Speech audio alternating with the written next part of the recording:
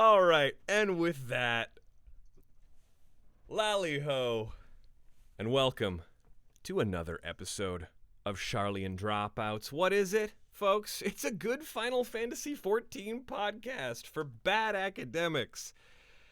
I'm your host, Archon Victor Hunter, and I can't wait to get forked.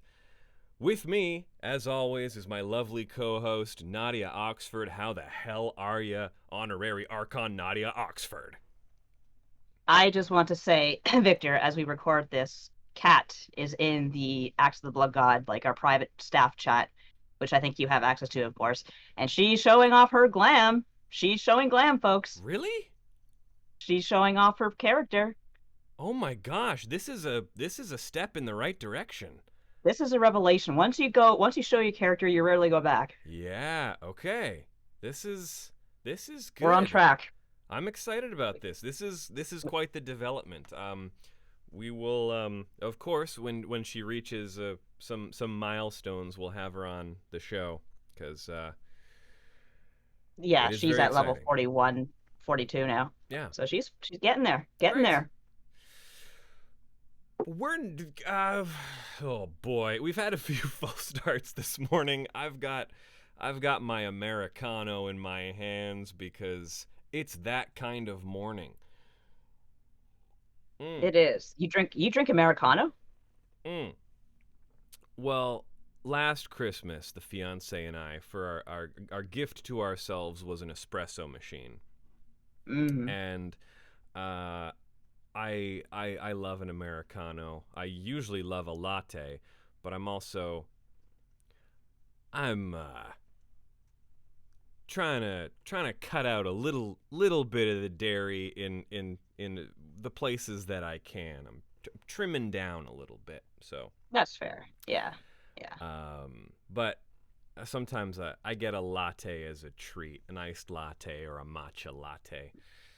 Treat yourself. Gotta treat yourself. But if it's purely a case of surviving the morning, that's going to be an Americano. You should do the 80s special like my mom did, which was black coffee and a cigarette as soon as you wake up. Oh, honestly, Proceed to smoke 2 more packs. I have maybe 2 cigarettes a year. Yeah, I don't smoke at all. Yeah. Not tobacco, but just when I saw how my parents just turned into, especially my mom's family, enormous chain smokers, I said, I don't want none of that. I know where the demon lives. I'm not going to provoke it. We're not here to talk about our vices. Or are we? Are this is we? a Final Fantasy XIV podcast, after all. But we're here to talk about the latest live letter. That's live letter 87. This is part 1 of our coverage of patch 7.3. Also, hey, you're listening to Charlian Dropouts. We record every other Monday on twitch.tv/bloodgodpod because we are the sister podcast of Acts of the Blood God, a wonderful RPG podcast. My opening spiel could use some work. We'll get there. If you want ad-free versions of our episodes, if you're listening to this on the free feed and you want ad-free versions, head on over to patreon.com/bloodgodpod. $5 level gets you ad-free episodes, plus our paid weekly newsletter written by our beloved honorary Archon Nadia Oxford. It also gets you ad-free versions of the regular Acts of the Blood God show. It's delightful. Get a lot for a $5. Yeah. Also, $1 and up gets you Discord access if you want to hang out with us over there and play some 14. We have a wonderful community. They've been recently delving into the Occult Crescent, and so have we, which is, I think, where we're going to start. We like to touch a little bit on what we've been doing in-game before we get to our main topic. So let's talk a little bit about our personal experiences with the Occult Crescent. Nadia, how occult is this crescent? So far, this crescent is revealing itself to be quite occult, a Mm. mixture of structures from, is it the fifth We're looking at umbral the astral era? fifth astral era. Yeah. And from what I can discern so far of the story, somebody has built this place as almost like a tribute or a memory or something, but it looks like they don't want anyone to be there. So Mm. why the contrast?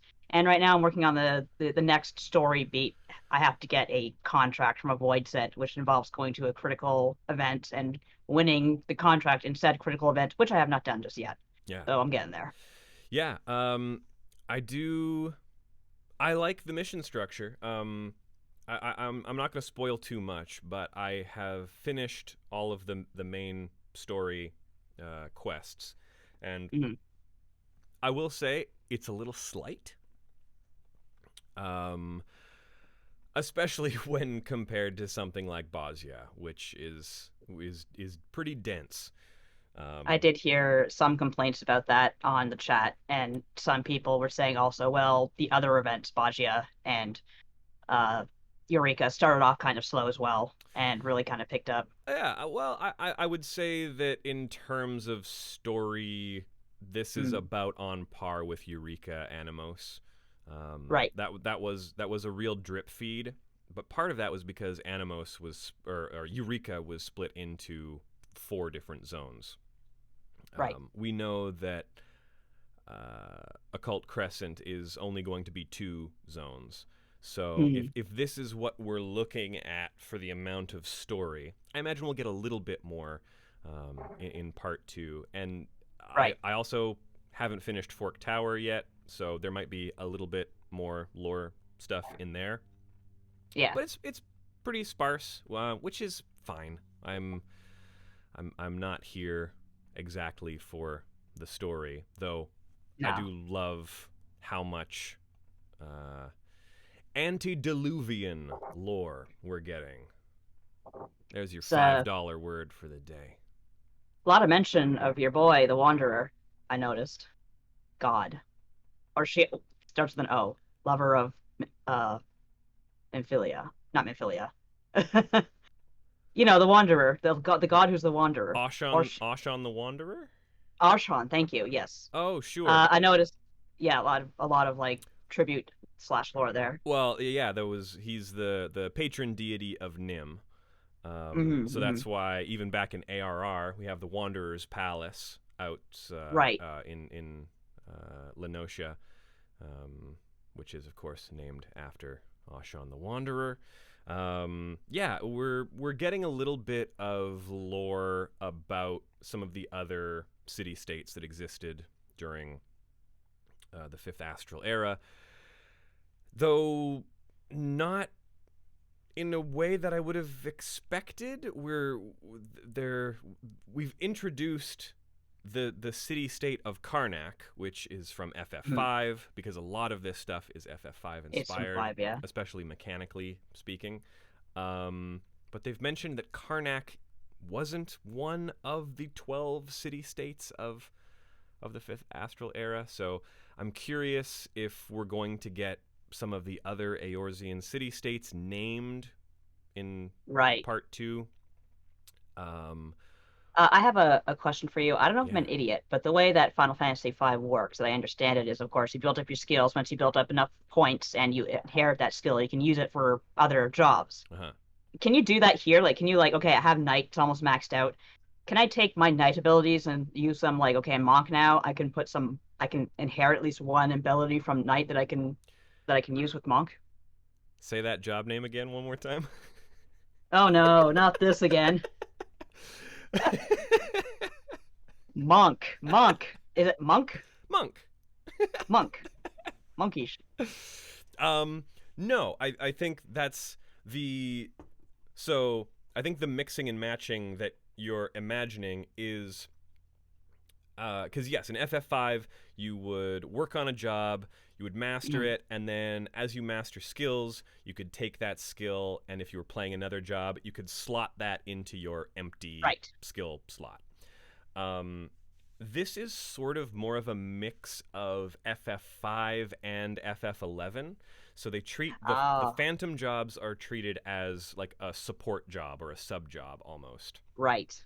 Okay, So, interesting. or yeah, like NK Dude mentions, Bravely Default, which absolutely is Right. taking from 5 and 11.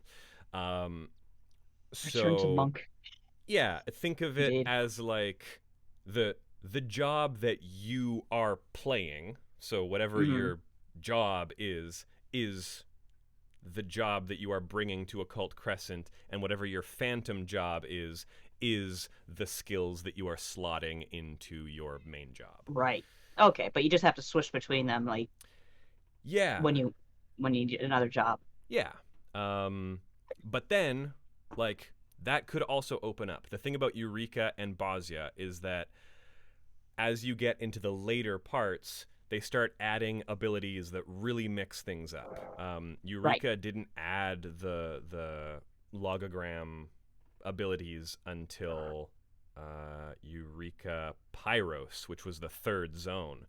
And even Bosnia, they gated off a ton of the lost actions until Zadnor opened up. Right. So um, I imagine, especially as we see the freelancer Right. grow, we might be seeing some more like as you master jobs, it can influence other jobs. We Hmm. also, I imagine, at some point we'll be getting the mime or the mimic. What was it called? And Oh, what was it called in 5? It's it's not mimic. I always thought it was mimic. or I can't remember if it's mimic or mime. Anyway, uh, because we have a pretty good idea that we'll be getting all of the jobs from FF5, including the jobs from FF5 Advance, because Right. we have the Cannoneer already and Oracle, and we'll probably be getting Necromancer in part 2. So yeah, we're going to be seeing this evolve as we go, and there may be jobs that are influenced by skills that you've acquired in other jobs. That makes sense. Um, Yeah. Yeah. yeah, I'm interested though. Like you say, it's two parts, and that would be a hell of an update for the second half. Then, if we are just kind yeah. So we're getting. I can't remember. I don't have the schedule laid out. I brought it up in a past episode, but they're basically of, doing like they drop a zone for Occult Crescent, and then we get an update where they add some more jobs, and then we're going to get oh, the final okay, zone, and then I think there's another update where they add more jobs. It's either in okay, 3 parts or 4 parts. I can't that recall. makes a little more sense. Yeah. Um, so we we will address it, I'm sure, when we talk about the live letter. But yeah, I've mostly haven't really had time for a lot of story because running to fates is a full-time job to make sure you just like hit a schmuck just yeah, enough to get some experience. yeah. I mean, let's get into the main topic then, because I'm sure we'll bring up more of our Yeah. experiences with Occult Crescent as we go. This is we're going to be running down some key points from Live Letter 87. I am using some of the translations done by Miuna and Iluna from the FF14 Discord. It's a Thank you. great place to go if you want a little more of the info that's left out of the slides, Hmm. because um, they're always chatting about Stuff stuff and gets giving little, lost yeah, little in tidbits. translation. Yeah.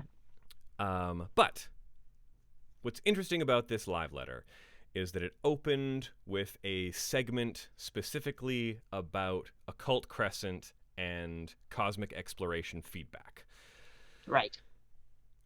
I'm whatever. I'm of two minds about these kinds of segments because I think sometimes Fans can be fans. fans can be fans, and Yoshida sometimes listens to fans a little too much. But I have heard that Yoshida basically is the kind of person who needs a handler. I've met his handler, and she's really cool, and she's so efficient, and she's who he needs because fans tend to say, "Hey, Yoshida, come on over here," and he's like, "Of course." He's like, "Yeah," and he's, "No, we have a schedule." So I completely understand why he's like that. Sure, and yeah, when it comes to feedback about 14, he tries to appeal to the common Mhm. denominator and also some of the loudest voices Yeah. that may not be the common denominator. Anyway, my feelings on that aside, we get our Occult Crescent feedback section that opens with Yoshida apologizing. He says, I've been feeling that our quality of service has declined recently, and I'm very sorry for that. Too many bugs that we need to have emergency maintenance or a hotfix for. Um, Right. which, is I don't know. It's one of those things that happens. It's a big game running on spaghetti code. Bug fixes, like whenever there's an update, Yeah, I expect a hot fix right after because something breaks. yeah, What are you gonna do? yeah. I always expect a hot fix, so I'm not I'm not too bothered. But he is the kind of director producer to apologize profusely, often. Yeah, yeah. um, we also get someone asking, "I wish I could enter Forked Tower with a pre-formed alliance." Hmm. Um, and I wish there was a normal and savage version of Forked Tower, like with Delabrum Reginae. Um, now, I do think the structure of Occult Crescent is a little bit different from Bosnia and Eureka. I feel like they are kind of trying to do a Baldessian arsenal while also kind Hmm. of doing a Castrum slash Dalriada, um, but also a little bit of Delabrum Reginae. So the all four of those instances, Castrum and Dalriada, are structured the same way. But these are all Mhm. instances, not even instances, dungeons, content, bleh, um, Oh, that the that are C word. structured differently and have different requirements for getting in. Um, Right. so it's the most like Castrum, I guess, which was a timed event in the Southern Front that would pop every once in a while, and everyone who wants to join it queues up, and Mhm. Mhm. uh, you could. Some of my favorite times in 14 over the last 12 years I've been playing are the times where I've done Castrum or Dalriada with a group of like 3 or 4 people. I think it's so And much fun. It scales really interestingly. Like the fact yeah. that it even allows that is super fun because these are meant to be done with lots and lots of people. I Right. think Forked Tower requires 48 people. Um,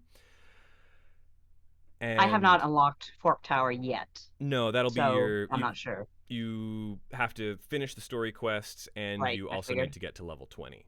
Oh, right, level 20. Yeah, I'm And working on it. yeah, unfortunately, I've been playing at ungodly hours, which means my Harder. schedule has been crazy. So I unfortunately haven't been able to. I queue up. I pay my token to get in, but unfortunately, there's just not enough people for the thing to start. That's understandable. Yeah. Um, but I do like the idea of either being able to do it with a preformed alliance like Delabrum Reginae. I love I love Delabrum Reginae. Nadia, someday we're gonna do Delabrum Reginae together and it's gonna be a real treat. Um, I gotcha. but yeah, I think that makes sense. I don't I don't know. I don't have any problems with this.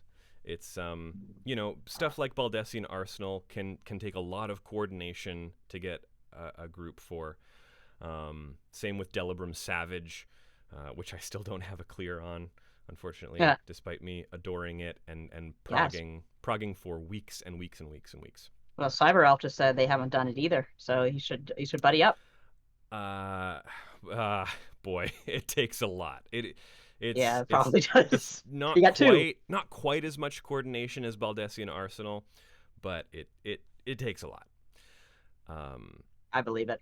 and then on the topic of people wishing there was a normal and savage version of Forked Tower, like with Delibram Reginae, I think that's pretty interesting too, because Yoshida ultimately said it was a resources thing. They just had to. They didn't have the time or money to commit to doing both a normal and savage, but that in the next drop of Occult Crescent content, they will be doing a normal and savage, which I think is great. It would be interesting if they retroactively added a savage Forked Tower. I don't imagine they will, but Yeah. I also don't have a great idea of the difficulty yet, which is too bad. That's true as well. If anyone's done Forked Tower in the chat, let me know. Shout out. But he also says, and what was interesting about this feedback session is that he was dropping some raw numbers in some places, which I really, really appreciate. And one of those, yeah, he likes the numbers. well, he likes to stay away from numbers. Historically, they don't like telling us exactly what's going on under the hood a lot of the time. That's true. So, especially when it comes to things like endgame content or relic weapon stuff. What he says is that there have been 400 clears of Forked Tower so far, which I think is kind of neat. That seems like a pretty. It's not like people are clearing it in the thousands. Right. It's one of those things that, like, yeah, if you're one of the 400 who have got a clear, that's kind of neat. We're not aiming for ultimate level low numbers here, but it still means that, like, even a few weeks in, people still struggle with it. People are still trying to suss it out. People are still strategizing, figuring out how it works.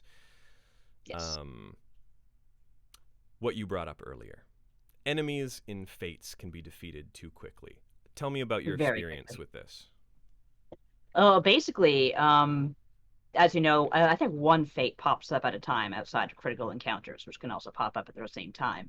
But the regular fates, just the purple ones, where you're supposed to get the what's the name of the gem? The Diametria, the stuff that you need to upgrade your weapons. The Demi Atma comes from critical encounters. Demi Atma, yeah. This is why I probably heard people screaming the word Atma in the chat over. Yeah. Oh no, Atma. But yeah, I basically, when you have like not even peak hours, I was playing like say 10 o'clock ET, like Toronto time. You have to like kind of walk to a lot of fates because they'll be in like the middle of the map, and you can have the 6 warp points. And by the time you get there, even if you like say you're like in the middle of nowhere and you return immediately to the regular aetherite, and then you use that to teleport to another area. Even if you do that, no matter how fast you run, you're gonna maybe get like a few hits in before the stupid thing's down. Stupid thing's usually down before you even get there, and it's just really not much of a chance to kind of get what you need. People really like to just open their mouths and swallow this content whole. I'm just saying. Now, I have a lot of thoughts about this. Okay. So, have you purchased your riding map? No, you're right. I should get that. Or did I get that? Who is selling that? Is that in the base camp? It's in the base camp. It's right. It's a pretty steep silver price. I believe it might be 2,000 or something like that, which isn't too bad in the grand scheme. That's not too bad. I have that. Yeah. But yes. So as people over time have gotten their riding maps, it means that more people are getting to the fates sooner, and it means that people who don't have their riding maps are getting a little bit left behind. How much faster do you ride if you have a riding map? That's quite a boost. Yeah. It's like a 20% movement boost or something like that. That's not insignificant. Yeah, which makes a difference when, like you say, a fate is getting melted in 20 seconds. Yeah. So that should be priority. I'll make sure I have that if I don't. The other thing is that I feel like a lot of Occult Crescent's structure is designed to eliminate the need for things like trackers from Eureka. So I remember trackers. Yeah. yeah, trackers exist so that people can keep tabs on what notorious monsters or fates have popped. And they really try to limit they really try to make second party or third party tools redundant. Right. Yeah. So in Eureka, unless you have a ton of people in there, it means that fates are going to pop less frequently. Mhm. And the fact that fates pop so regularly in Occult Crescent, and I don't think it's just because of the population of people in there. They are pretty regular. Right. You're not going to go more than 30 seconds without seeing a fate pop up. It is very rapid. Yeah, so and then the fact that critical engagements or critical encounters work the way they did in Bosnia, which is they have a built-in timer which eliminates the need for another thing in Eureka, which is people will pop a fate because you have to farm certain enemies to make that fate pop. Right. And then in the interest of courtesy and making sure that everyone is getting the most out of their Eureka experience, the courteous thing to do, the etiquette in Eureka, is wait about a minute or two. You shout out, hey, this notorious monster has popped. Everyone who's in the instance, let's gather over here. We'll be starting the tank. The tank will be pulling at 27 minutes or whatever. Right.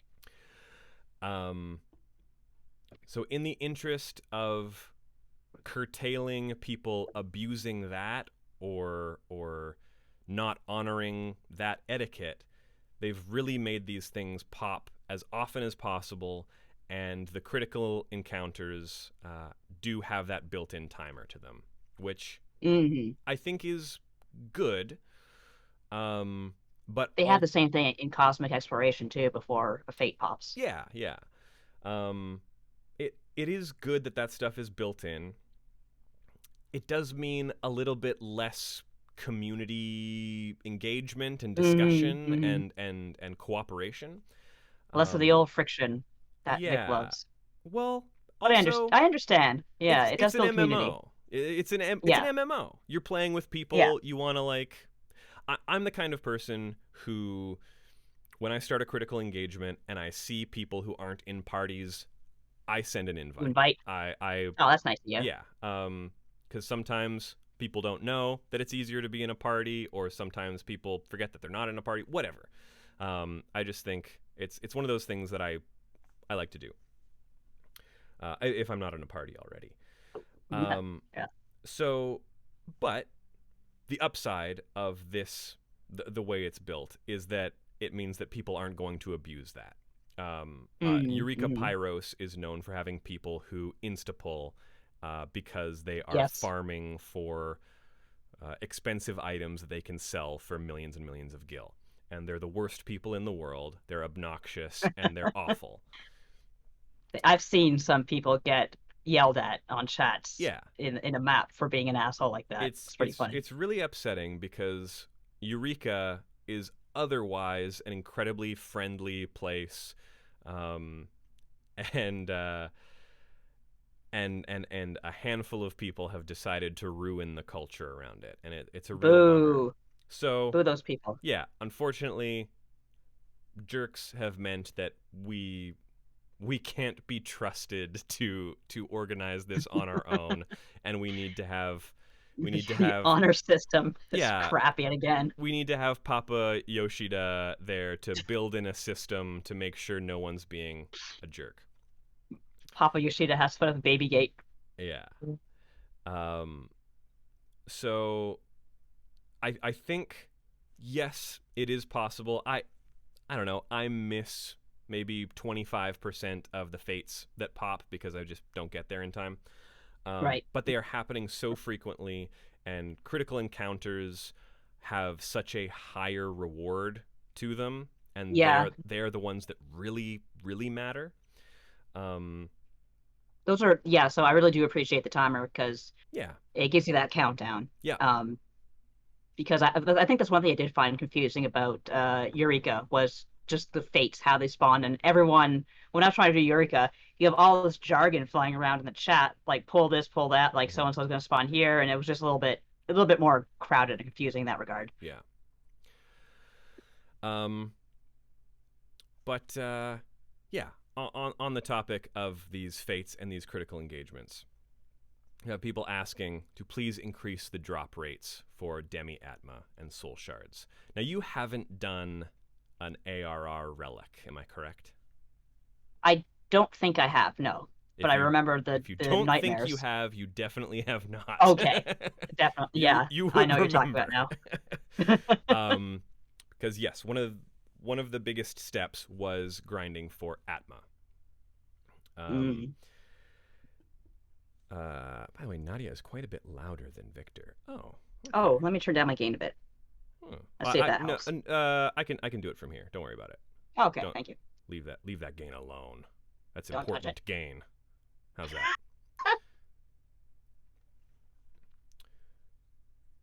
Oh, you want me louder? All right. Get louder, Vic. Get good. Get All good at right. microphone. I can do that. There we are. I can do that. I also, I will be needing your backup because I just started Zencaster because I forgot again. That's hilarious. But yeah, you're good. I got it. I got it back up.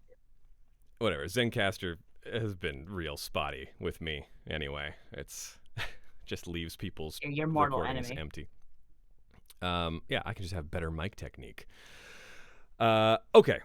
So please increase the drop rates for Demi Atma and Soul Shards. He says, I do think this is just personal RNG. We're not buffing the drop rates for now. And to give you some numbers, critical engagement drop rate is 20%. Fate drop rate is 5%. Then he sort of explains how probability works because he says, you might think that if you do 5 critical encounters, you'll get one, but it's 20% each time, people. Yeah, I've not had good luck. I mean, I've got maybe 4 or 5 more to get. I am level 20 on my knowledge level. I've got 2 jobs mastered, and I'm about halfway Yeah. through my 3rd job. And I think that's fine. Especially because this relic weapon step you only have to do once. And then for any other jobs, it's just it's like with Endwalker, it's a 1500 tome payment, and Purchase. then you can Yeah. get your other relic. So like for a one-time weapon relic weapon step, I think this is just fine. This is so chill. Some people have no idea. Yeah, I heard something about Atma drop rate being 2%. It started at 2%, and especially for ARR and Heavensward relics, they eased the requirements and some of the drop rates as time went on. Now, some people might say that's a like, oh well, as these weapons get irrelevant, they just want to ease that for people, or some people might consider it a correction of a drop rate that should have been eased to begin with. But yeah, no, I'm honestly the weapon stuff is something I'm just doing passively as I'm enjoying playing through. Occult Crescent. That's the way to do something. Like yeah. I know I bitched about it in the notes, but I know it's just probability, and I have bad luck sometimes, and yeah, I'll keep grinding. And also, you're what, level 10, and you're not even done the story, and you've got tons more stuff to do. So Yeah. it's I don't know. I'll just put my headphones in, listen to the Proto Men, and do some of that grinding. Yeah, I mean that's what I loved about Bosnia was I would just listen to a podcast and I would wander and I would do all the fates and critical engagements that popped up, and I would absorb all of the lore and get those field notes. And I'm gonna save this for a complaint later on because we got Okay, a couple we're more gonna have a things to get complaint. to. Because Yoshida mentions back in ARR, the Atmas had a 2% drop rate, and over time they increased that, and now it's a 20% drop rate. So, I mean, your ARR relic is always going to be a nightmare. I've done 4 of them, which was That's a lot. I think That's a lot of grinding. I think 3 of those I did during lockdown with some friends that had No just better time to started. do it. Yeah, it was great. We would just chat and hang out on Discord and grind for our relics, and yeah, it was a lot of fun. I don't know. It's one of the things that I like. It's an element of the MMO grind that I find really charming, and I kind That's of fair. come to games like 14 and 11 for stuff like this. Anyway, it's not everybody's cup of tea, but I get it. I want to. We've barely touched on some of the other big major 7.3 Yeah, news. we have a few things to talk about We're here. spending a lot of time on this feedback, but it's important. Occult Crescent. My biggest complaint, and I mentioned this in our last episode when we had Cena on, but like I say, Bosnia, I was enjoying the lore. I love the flow of Bosnia. I think going from the first zone to the second zone, going from the southern front to Zadnor, and seeing characters evolve over time.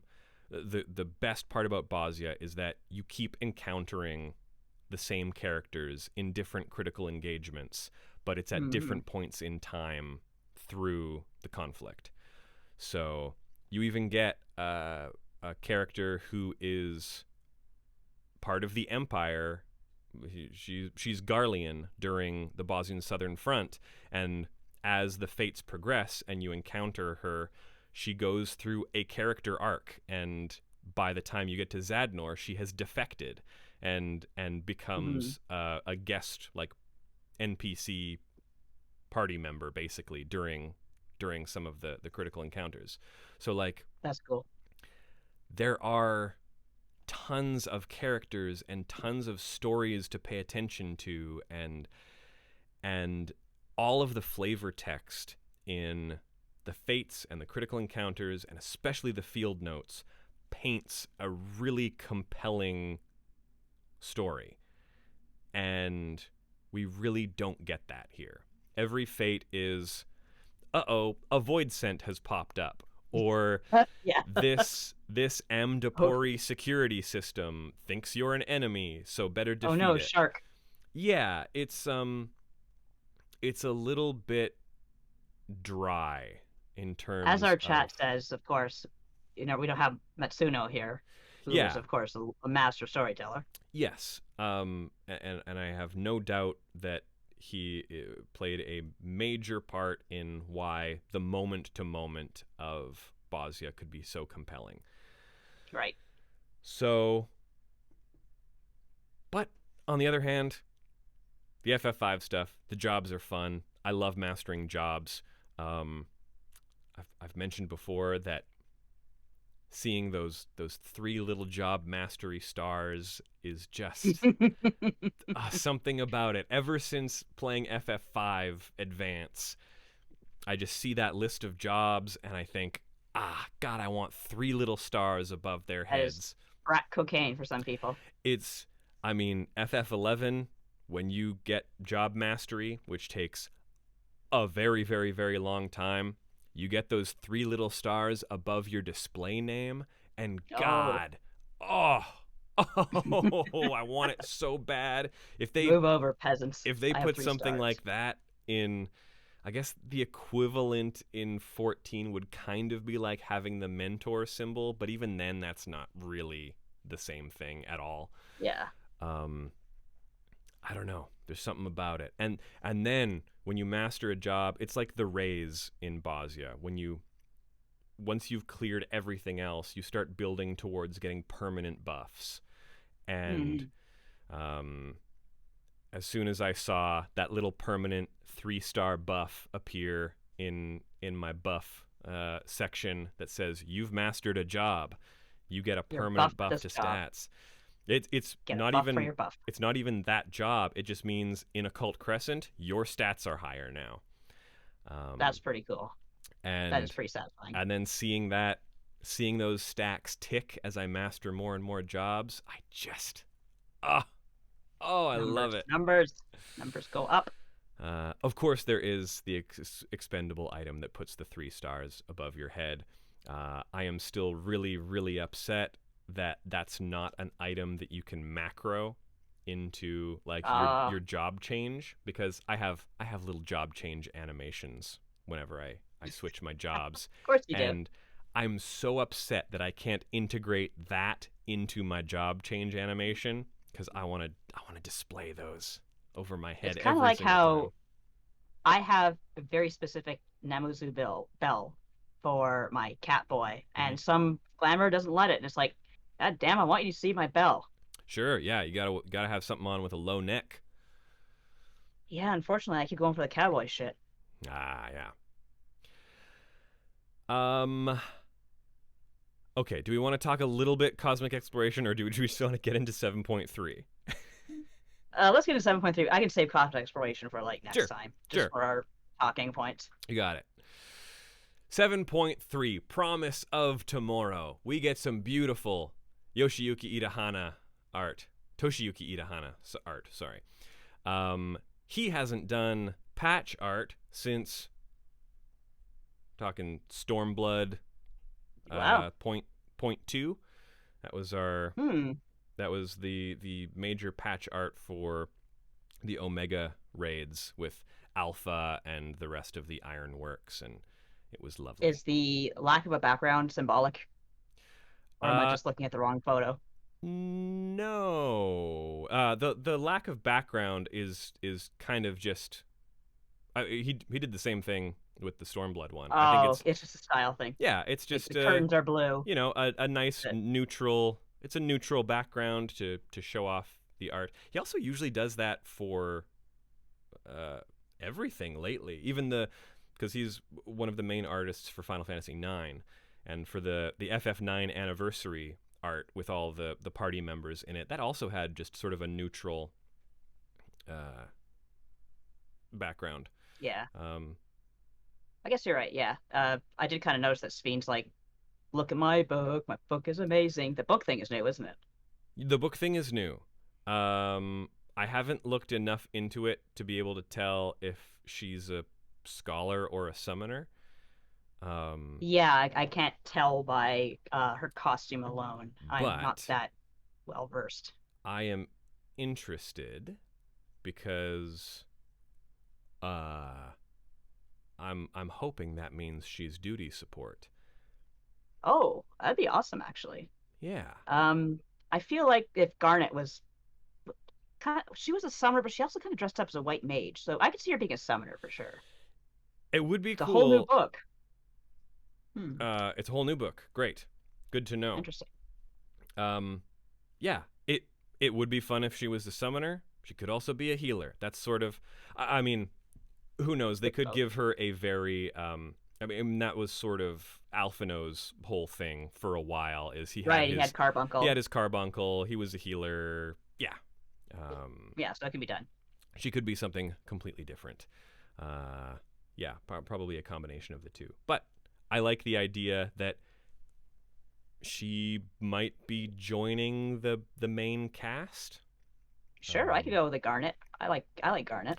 Yeah, I like Sveen. I like Sveen a lot. I like Sveen too. I don't know if we I maybe when this whole story arc is done, I would love to do just like a Dawn Trail post-mortem because absolutely. I think it needs to be done. yeah, yeah. There's just so much bad faith argument that got mixed into actual criticism, like because internet. Yeah, yeah. So it's something we should discuss sometime. Um, 95% chance to get stuck in expansion jail. I don't know, cause I don't know. Not expansion jail. We've got Grahatia. Oh, do we ever? My boy. I Um, love him. yeah, 100%. I, I, I choose to be optimistic. That's a good choice in this day and age. Yeah, it did happen to Lise. So I don't know. 50-50 on whether or not she gets left behind. Expansion jail. So yes, we're getting some new main scenario. We know our new dungeon is the Meso Terminal. We got a few shots of that. Some part of the sort of digital space, the very Tron-like space, and then also some shots of what seems to be memories of Alexandria, sort of post Levin. I can't remember what the Levin Storm was it called? Levin Storm, yeah. Yeah. The disaster, yeah. Yeah. We also have our new trial, which is a big question mark for now. We don't. Interesting, yeah. Yeah, we don't know what that's going to be. I don't really have any guesses. I could say maybe. The thing is, this is 7.3, and traditionally 7.3 is the end of a story arc. I think they mentioned that this is the end of the story arc. Yeah. In the live letter. Endwalker has been the only exception to this.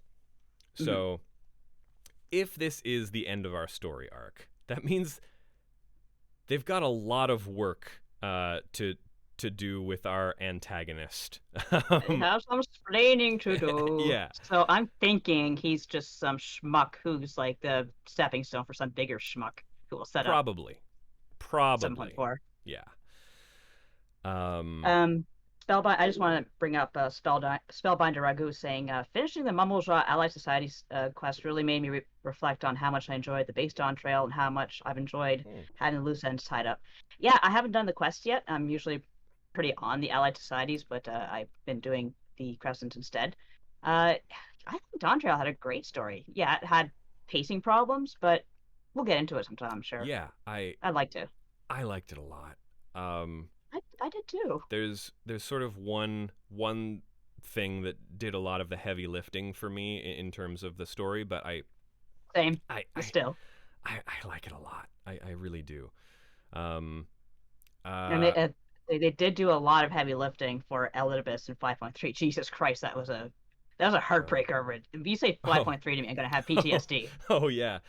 No, that's a good point, Basil. Is that 5.3 was, they really stuck a landing. That was a prestige moment at the end there. So yeah, it's possible. It can be done. You're absolutely right. Oh God, there was something I was gonna say. Oh, so if this is the conclusion and this is our FF9 arc, sure, let's get our antagonist to turn into Necron or whatever. You know. Oh no, not Necron. I like Necron. Hey, how about Kuja? Go listen to the Pantheon of the Blood God, all about Final Fantasy IX. Yes. Yeah, I mean, we could have a Kuja turn, we could have a Necron turn, we could have something. Just imagine that silver dragon descending and like Kuja to that "We will rock you" thump. New Allied Society quests. Like you, I am also behind on my Allied Societies. Just have had no time. But this is the Yakhui, which should be pretty interesting. I think a lot of people were expecting this one to be the Crafter's Quest. This has the potential to drop a lot of compelling lore stuff, like Spellbinder was saying. They're like the Mamul Ja quests. This could This could be some good stuff that ties up some loose ends and reveals a little bit more about the Yakui.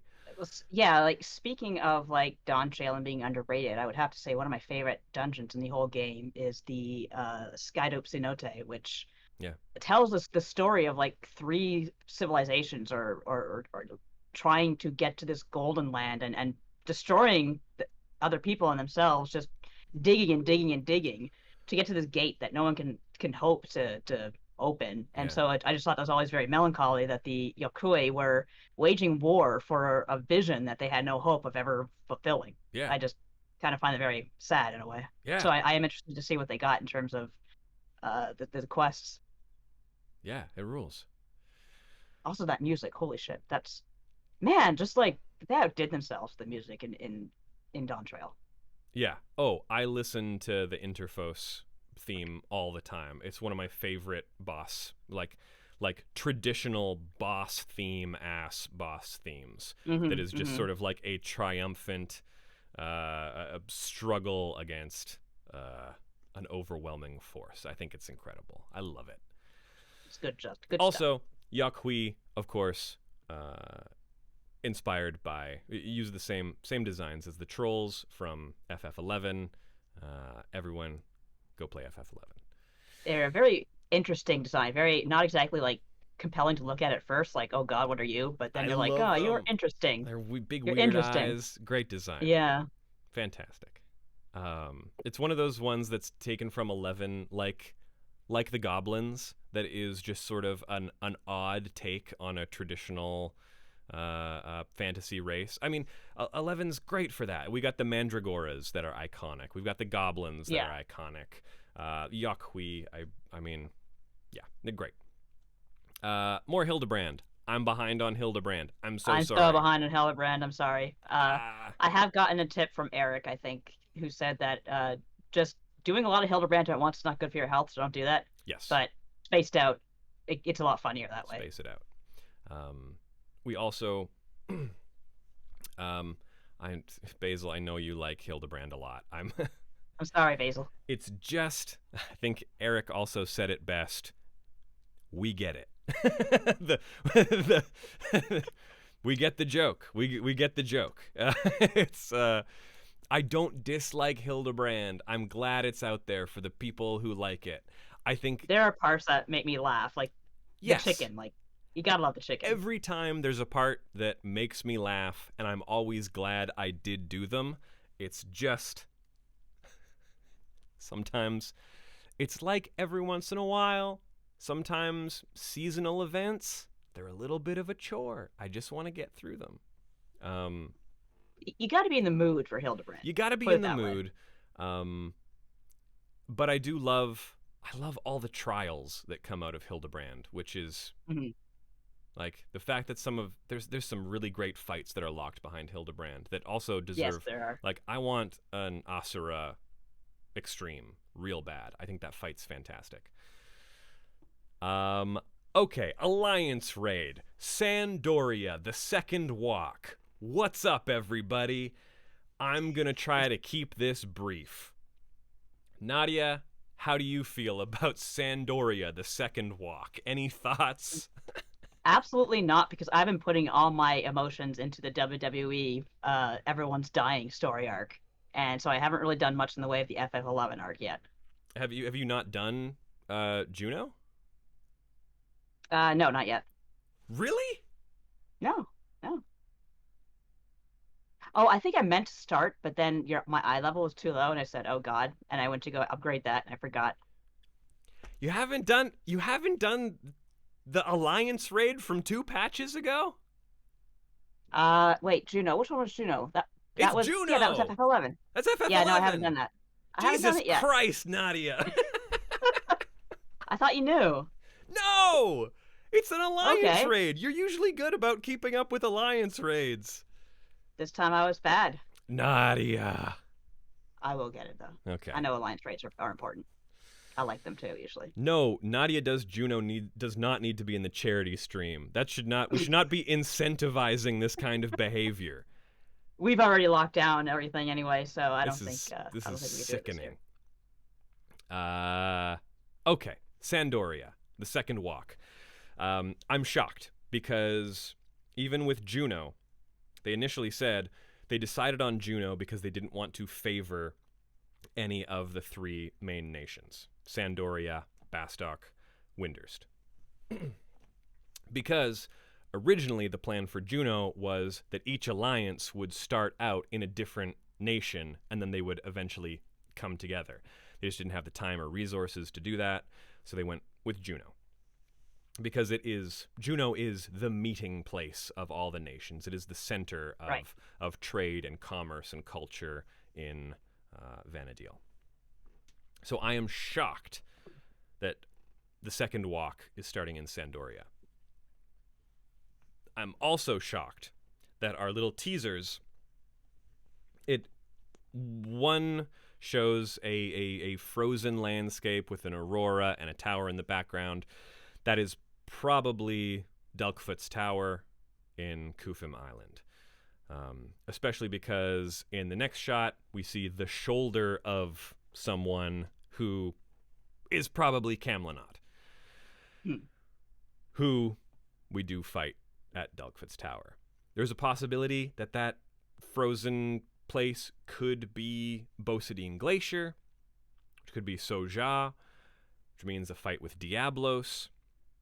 But it is a pretty one-to-one match for Delkfoot's Tower, and Delkfoot's Tower is sort of traditionally one of the places that gets used in crossovers because it's pretty iconic. It's in Stranger of Paradise. That's the location they use from 11. But that also means that we're kind of backtracking a little bit. We did a lot of base game and Rise of the Zillart during the first walk. And that means we're going back to more Zillart stuff for the second walk.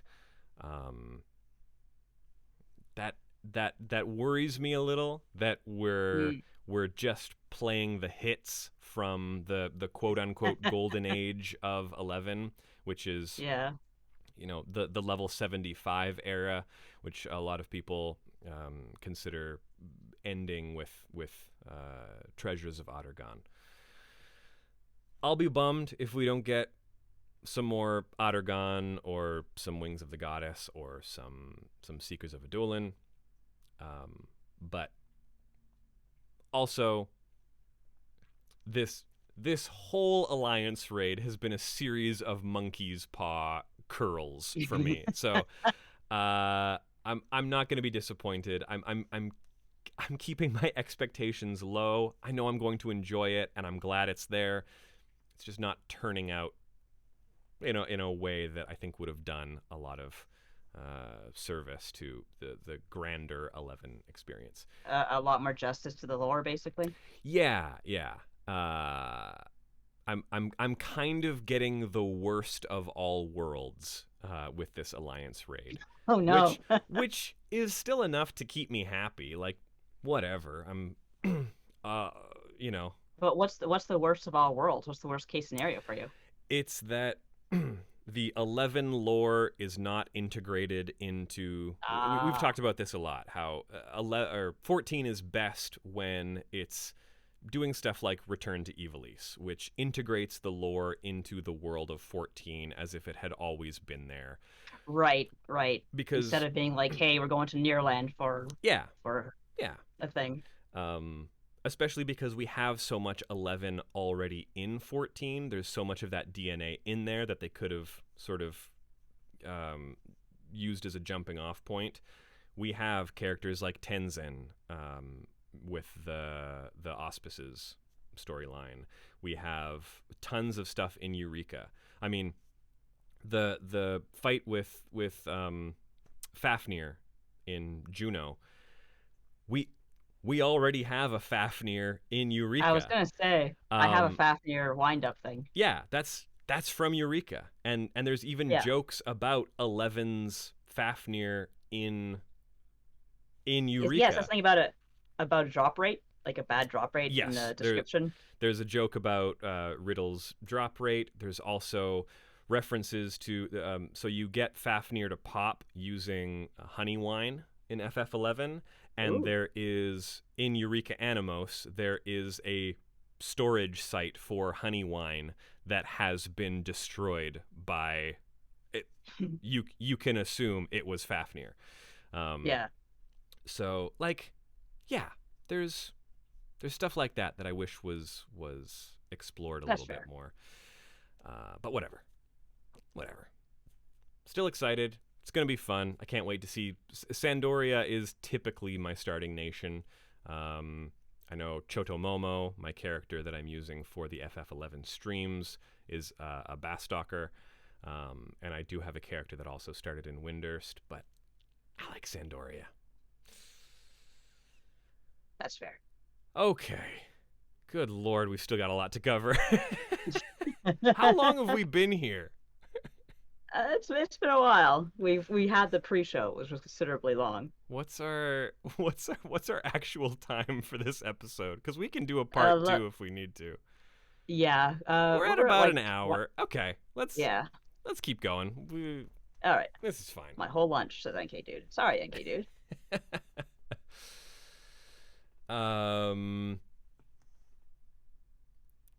Gosh, what else have we got? New treasure map dungeon. The drop-in dropouts over on the Discord will be delighted to hear that we're getting a new treasure map dungeon. Very, and it's one iron or something like that. The Oneiron. I completely read that wrong. That's dyslexia for you. Yeah. Only because I could read the katakana. Could I determine what that makes sense? How they meant that to be? It looks like a jumble of vowels to me. Yeah. Yes. New treasure map dungeon, and they also say there's going to be a new mini game.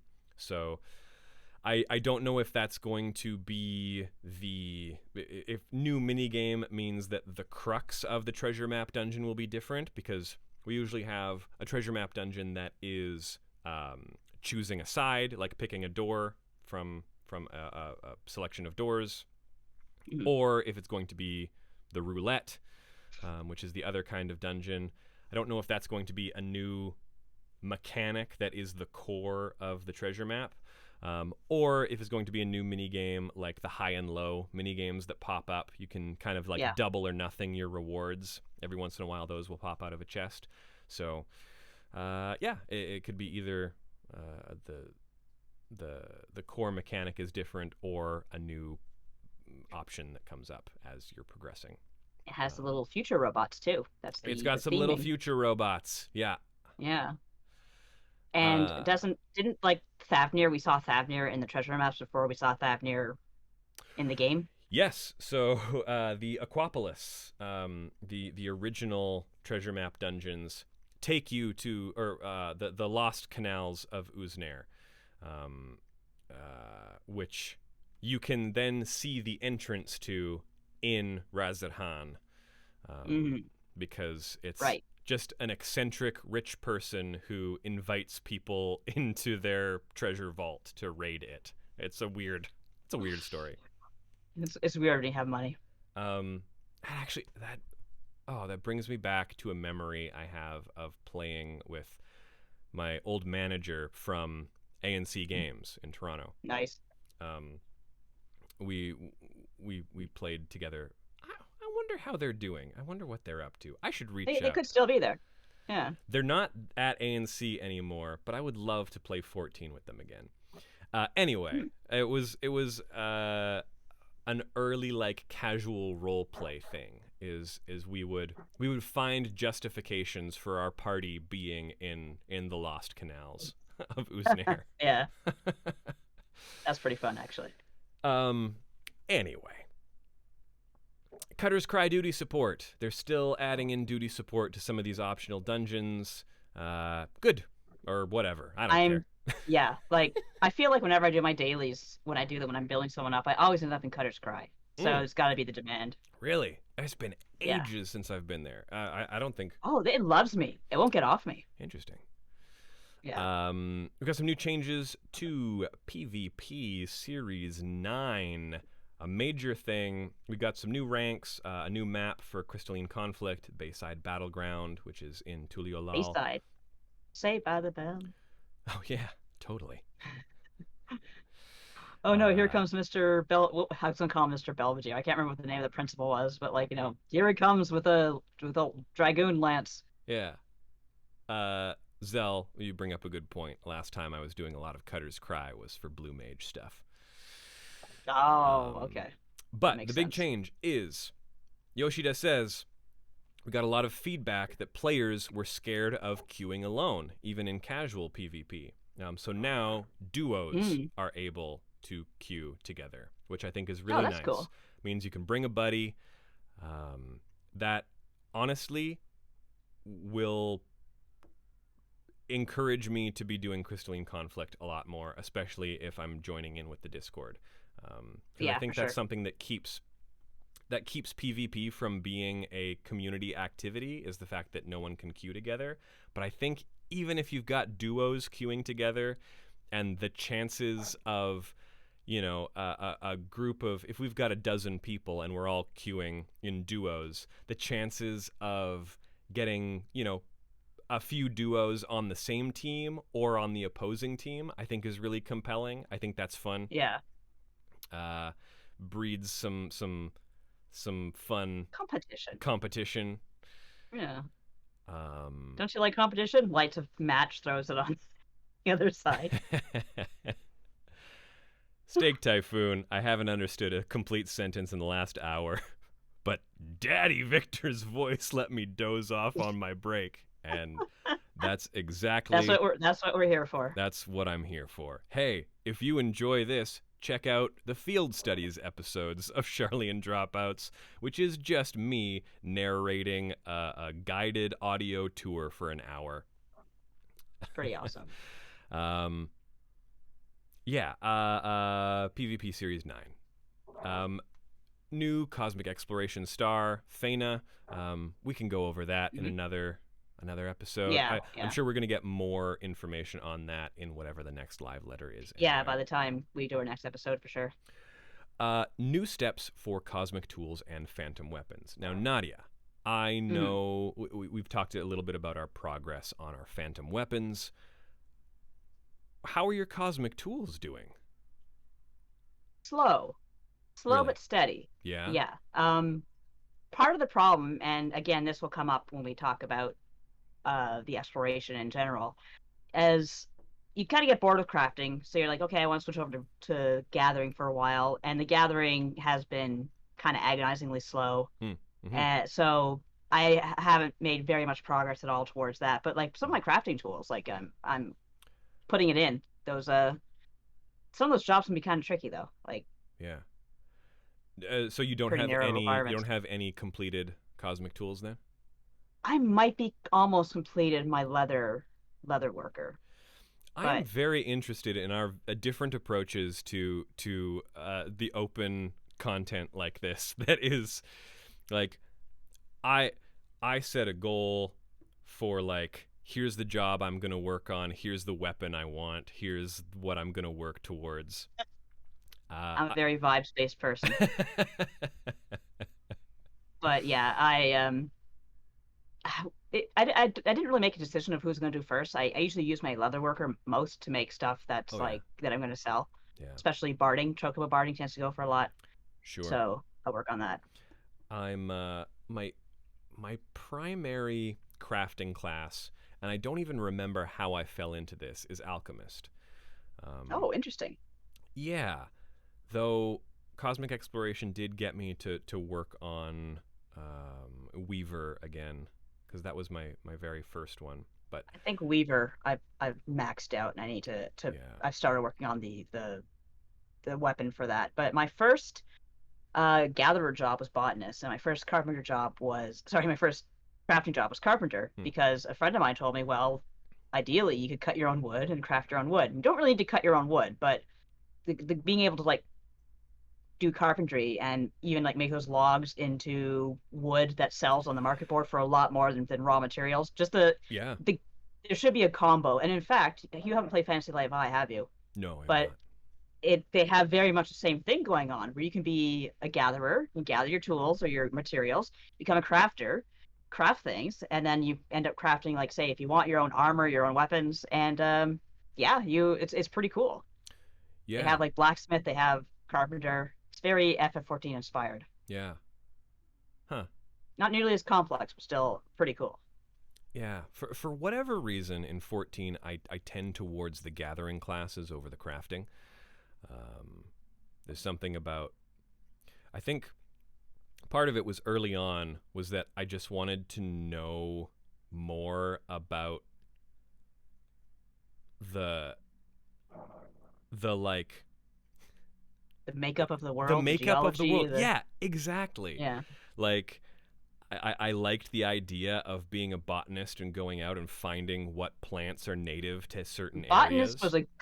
was a good quest. I love the one in Heavensward with the chocobo Giselle greens, which are Yeah, like yeah, not orthodox enough for the church. It's just yeah. ridiculous fun. It's fun, and yeah, like you say, even the geology and understanding the the strata of Hmm.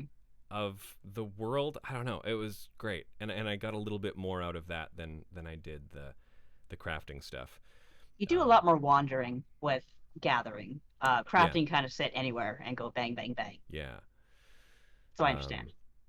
but anyway, new steps for cosmic tools and phantom weapons, which it's funny because it, especially with relic weapons, it usually takes a patch or two to even introduce our first step, and then it feels like Hmm.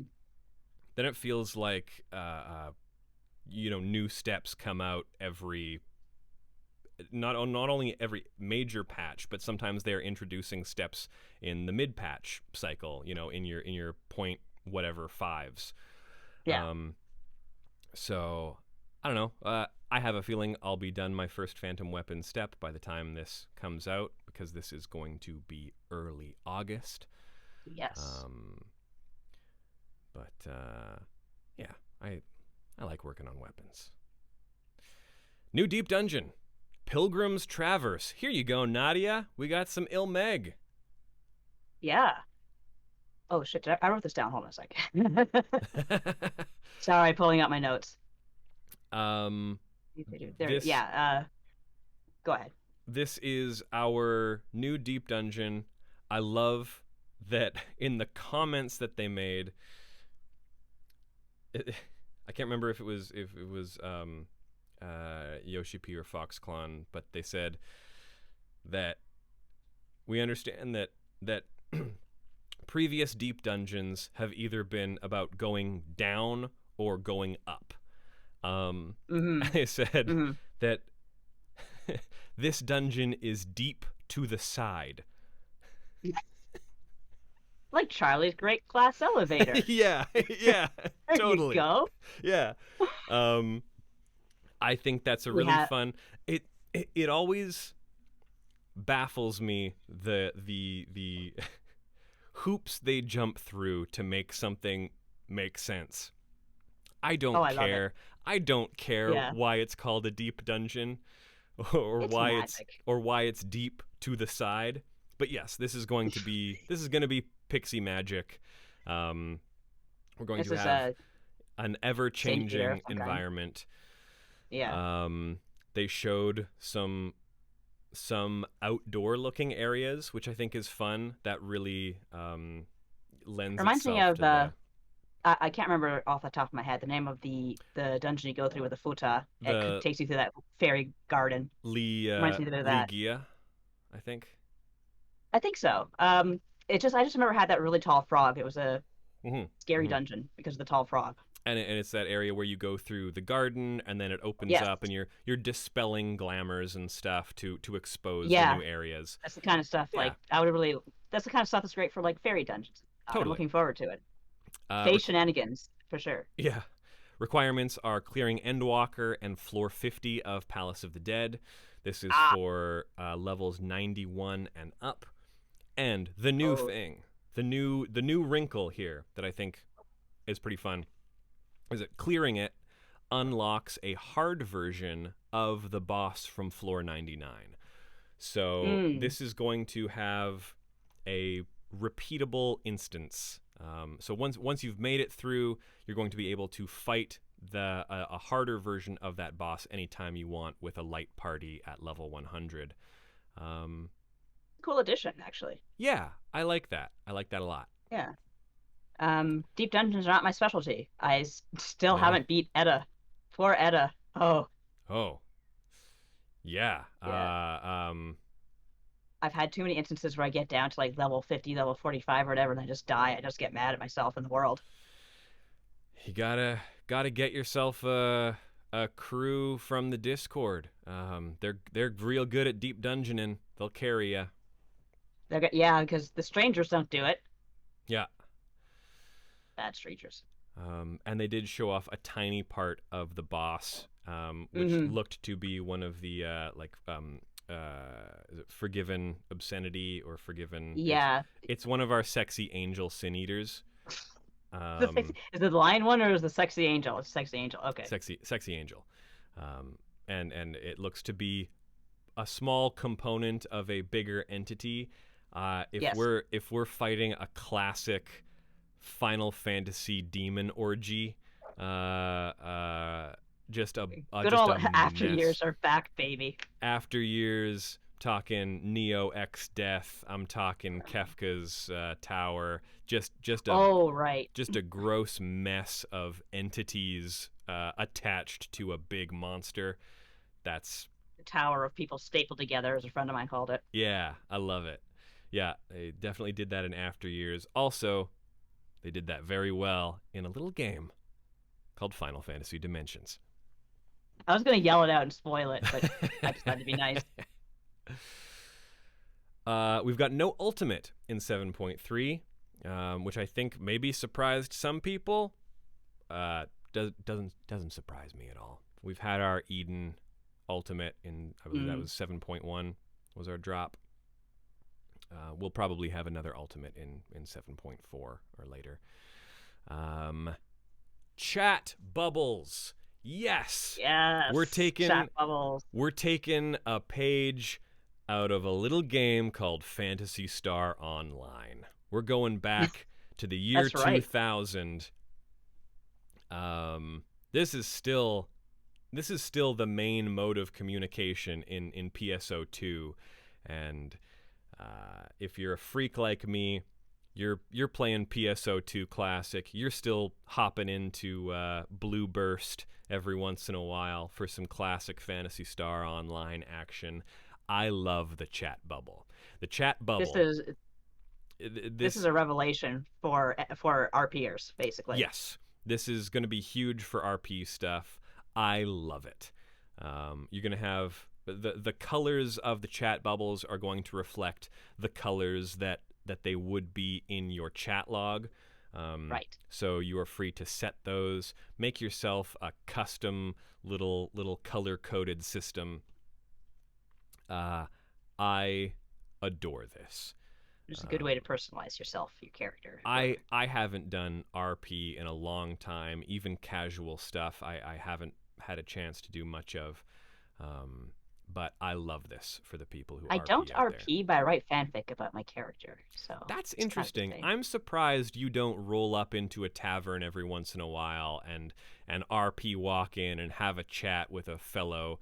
I just even like playing. I don't even play a lot of Dungeons and Dragons and stuff like that. Yeah. It is kind of weird, but yeah, never did it. Yeah, interesting. Maybe it could be one of those things where like when I was younger, I used to like kind of perform almost and like be loud and sing and whatnot, and like some kid tells you to shut up and that's the end of that for many years. You know what I mean? Yeah, I used to love back in the Heavensward and Stormblood days. I would love to just wander into a player-owned establishment and, say hi to the bartender, sit at the bar, wait for someone else to roll in, and then just kind of like in character ask them questions. And it's fun to hear people. Everybody wants to tell you about their Warrior of Light. It's so much fun. Yeah, that's the best thing about the game. Yeah, it's just so much fun to be like, classic fucking hail and well met, stranger. It's That's a nice thing about FF14 though, is like when you're on the internet in the tens and the thousands and the aughts, people were like, "Ew, that's a Mary Sue." If your character dared to be like a little bit strong, and then it's like FF14, my dude saved the world 50 times. Well, tell me all about him because mine did too, and I love them. And this is they have cat ears, and I like that. I am very much a. It's whatever. I'm saving this for another time. We've got a million other Okay, things to talk about. yeah, it's getting a bit long. Just saying, I love when people have a warrior of light version of their character and then a denizen of Eorzea version of their character.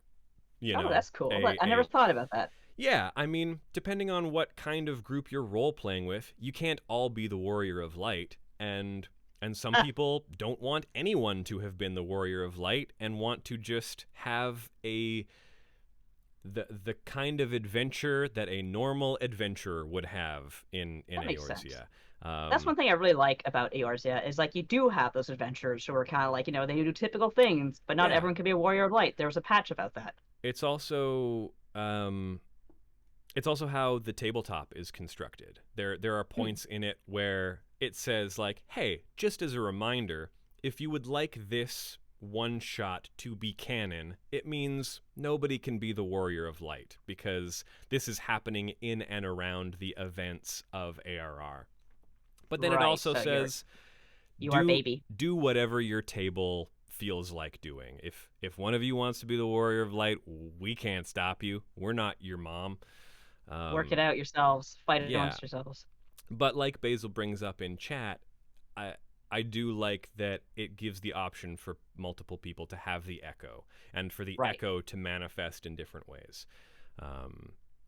Anyway, this is all to say chat bubbles are very exciting, and I'm really glad they exist. It is good.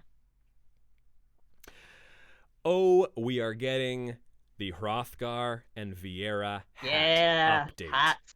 Hallelujah. Now they say and I'm really interested in what this actually means because they say this was translated. I don't know what they mean by this.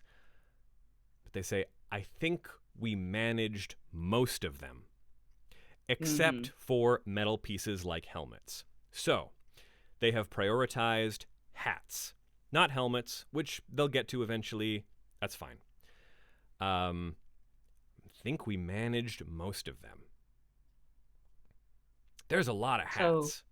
So, there are many, many hats. I feel like maybe they're working more towards glam than function because... Well, yeah, some of the examples they gave were like the sleep cap. Yeah, I saw that. And also Matoya's hat, which is an exclusive item code that you get from Volume 2 of the Encyclopedia Eorzea. Wow, that's obscure. I'm glad they show that off, though, because that's been a major complaint, is that if you are giving out an item code for something exclusive and someone has paid, $50 for the Encyclopedia Eorzea and their character can't even use the item, that's a major bummer. That is. I think for a lot of people who play Hrothgar and Viera, that's a major stumbling block for investing in some of the stuff that gives you item codes, and is also, a major factor in buying things from the cash shop.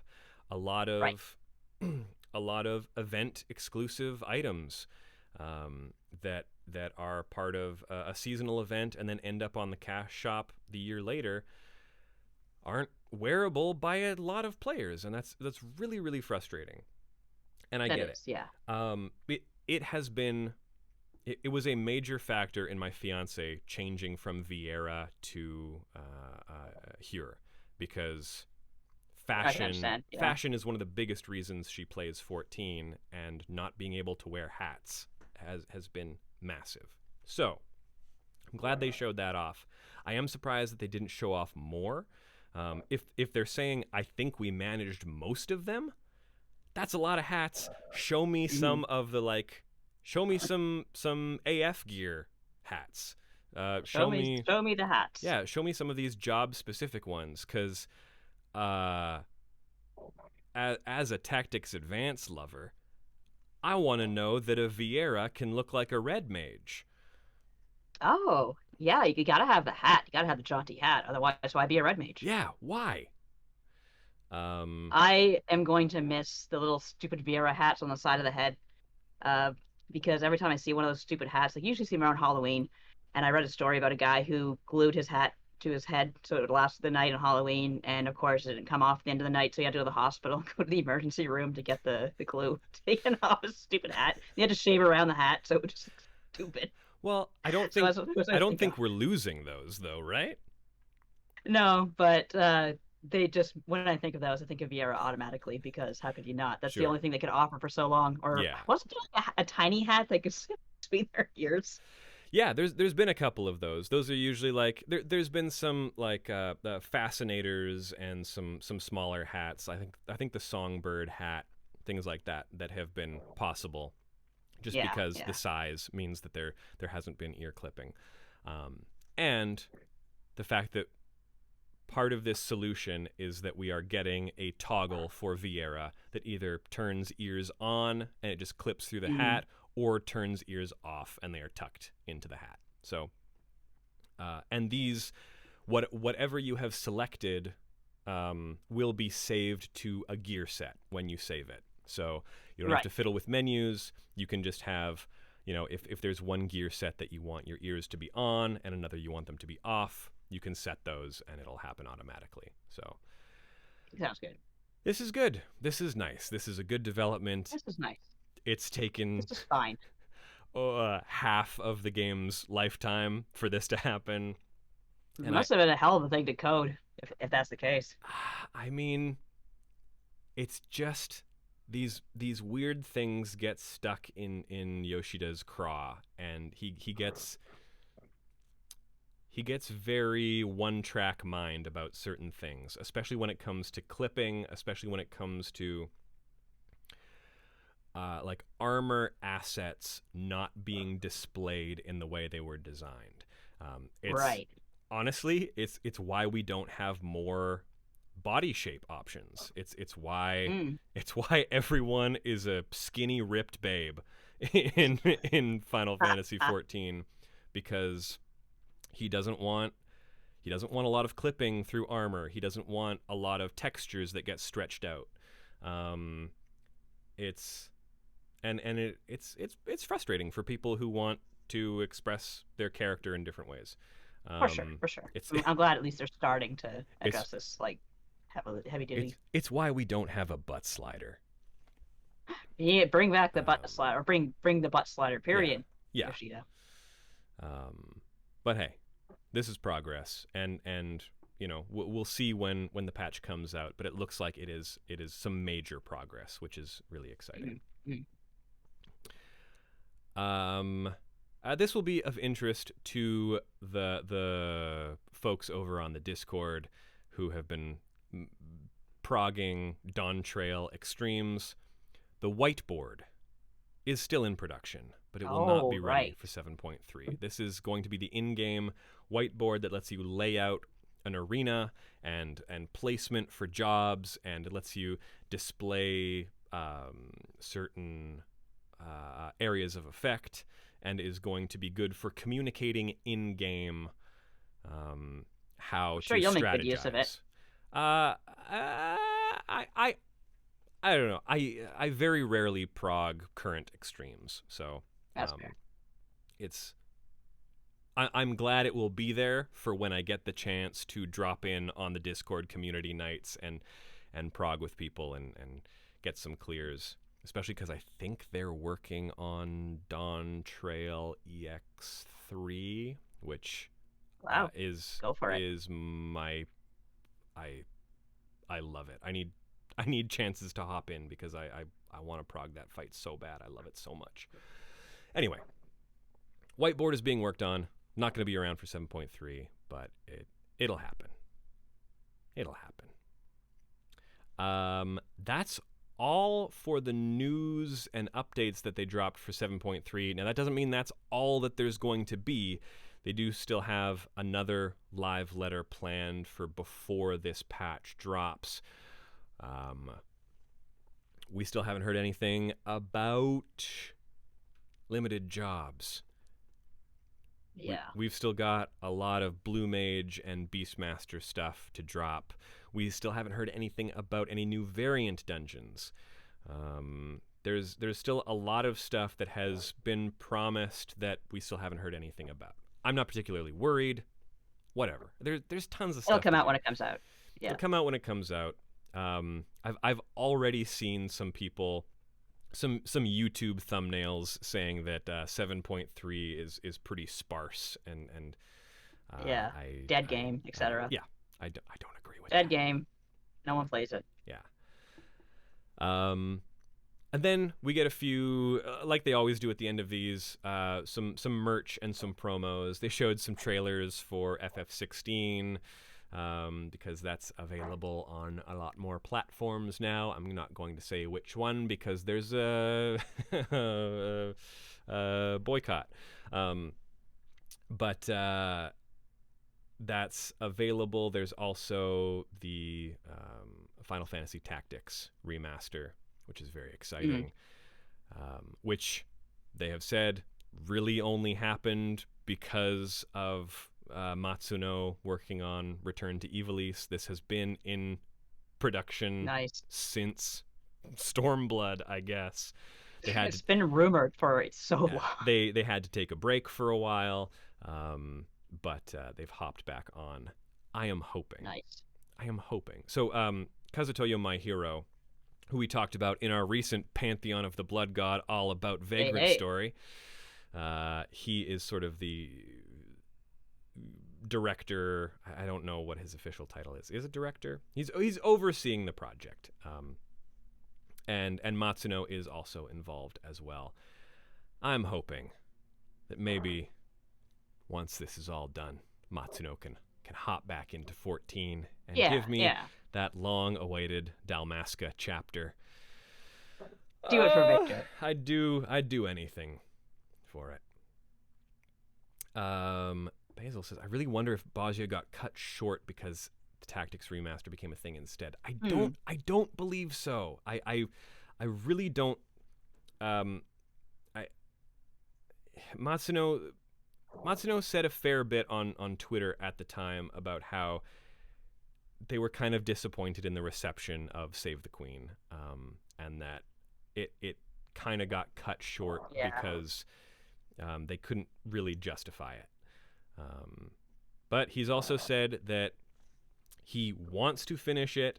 He would like to finish some of those characters' storylines even in other types of content in 14. And he also said that if he doesn't get to do that, he would just make a doujin work that finishes it off. So we might even just get an unofficial novella or something, or it'll get finished off in another game somewhere. It'll be tucked into if it all gets tucked into a new sound novel that's in the FF Tactics remaster, that would be very exciting. A live show like they do with Nier. Put a whole bunch of lore into a concert. Well, if it's a doujin work, it would have to be in some kind of unofficial capacity. But yeah, that's true. Speaking of, no one. I'm taking all you so-called game journalists to task out there. So many people asking questions about this Final Fantasy Tactics remaster, and no one has asked if they are restoring and localizing for the first time all of the sound novels that were only included in the Japanese version of Tactics. Oh. I brought it up on Vagrant Story. Even Tactics experts and Matsuno heads don't even know about some of these sound novels. They are entire, beautiful little short stories that have been included in the Japanese version of Tactics. They have fan translations. They're excellent. For more information, check out my episode of Charlian Dropouts, all about the summoner relic weapon, the Veil of Wii U. It's all in there. It all ties into a bunch of weird localization choices that are really interesting. Anyway, They made some good, some interesting localization choices back then yeah, for tactics. I've I've plugged a lot of prior episodes of Charlian Dropouts on this episode. That's okay. That's what we're here for. Right. We're here to spread the love. Anything else you want to say about this field operation feedback, or the 7.3 news, or what you'd like to see in the future, what you anticipate in the next live letter, anything? Uh, Speaking of merch, gonna have a new Primals album in July. So we're looking forward to that. That's gonna have the wrestling music on it. It's got Yeah. Unleashed, which is kind of the meme song now. One song's always got to be the meme song, Is it but in a really? good way. There's there's a tendency to like take the song and put the last word as climb, because there's a line where it goes when I climb, and so people just Sure. take that and repeat it over and over Yeah. because it's the internet. Yeah. So they turn it into a meme. I think So, I think but, one yeah. person did that, and a lot of people enjoyed it. Okay, that's I don't think a fair. lot of people are doing that, because I think you only needed Well, to do no. it once. I've seen it in Reddit too, but Sure. actually, when I was in the Cosmic Exploration at one point, we all got involved in one of those fates where you end up building something, and that was really interesting, and just had people yelling it while they were running to the spot. Yeah. So just people yelling, and I climb. Yeah, it's a small meme, but anyway, it's there's some great music in that, because you've got "Give It All," which is the song for the sister of Black Cat. I can't remember her name off the top of my head. We've got a whole episode about Arcadian's music. We do. So go ahead and listen to that, because Yeah. this is all the Primals version, though. So of course, Yeah. Honey Be Lovely. Yeah, my goat, my all-timer. That's Incredible. a fun fight. Incredible fight, incredible song, incredible woman. Yeah, the other merch thing, there's a couple things. Speaking of Arcadian, there's some Sugar Riot sticker sets that are coming out that are of Sugar Riot's Oh, I missed graffiti. That's funny. That's very we tried to make Splatoon with foam stars, but this is the real Splatoon all along. Yeah. Oh, poor foam Wicked Thunder. stars. Thank you, NK Dude. The other one that I'm very excited about is Chronicles of Light Volume 2.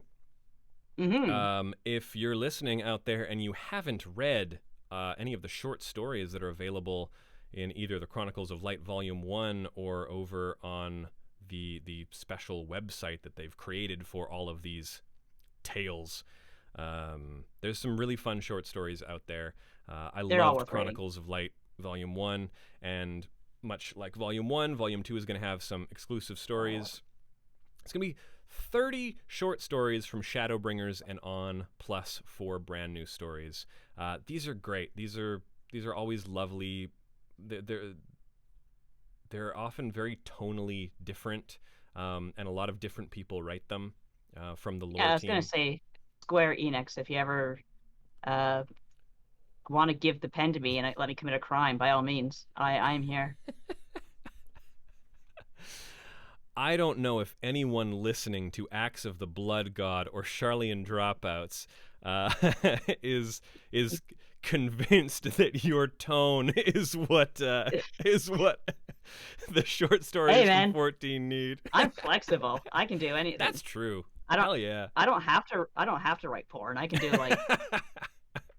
I can do PG, no problem. Part of my specialty. Yeah, it's usually the in-house localization team, or the in-house lore team, and then sometimes they get some outside help to do localization. I know early on they were using some contract workers for the localization, right. But I think most of that has moved in-house now. I could be mistaken though. Yeah, I think their stuff is mostly in-house. Nadia is a published writer. Yes, I am. But yeah, get Nadia on there. Anything else you want to talk about before we sign off? I am melting, to be honest with you. I am like, I have soaked through my shirt, but I'm excited to see where things go. Like, it's a story that I'm most curious about, because like we were talking about earlier, 5.3 kind of has to stick a lot of things and or set up a lot of things. Yeah. And especially the big bad, because I don't think the Fandaniel ripoff is going to be, our final boss for this patch. So yeah, guess we'll see. Yeah. All right. Well, thanks everybody for hanging out. It was Yeah, fun. there was a lot to get through. We'll touch on some more Occult Crescent next time. I'll hopefully have Fork Tower cleared by then. Be able to I'll explore some try more to do that, jobs. yeah. And my schedule is lightening up a tiny bit. So Yeah. I will hopefully be over on the Discord trying to join as much community stuff as I can. So head on over there. Again, it's $1 at patreon.com/bloodgodpod. Gets you access to that Discord. $5 for ad-free episodes. You know the drill. Thanks everyone so much. Everyone who's in the chat, everyone who's listening out there on the free feed and on the paid feed. Love you all. I don't have anything to plug right now. Let's just wrap this shit up, Nadia. Yep. Thank you so much for listening to Charlie and Dropouts. We will be back every other Monday live here on Twitch and every other Wednesday in your podcatcher of choice. Thank you so much for listening, and as always, we do not know, and we cannot know. Peace.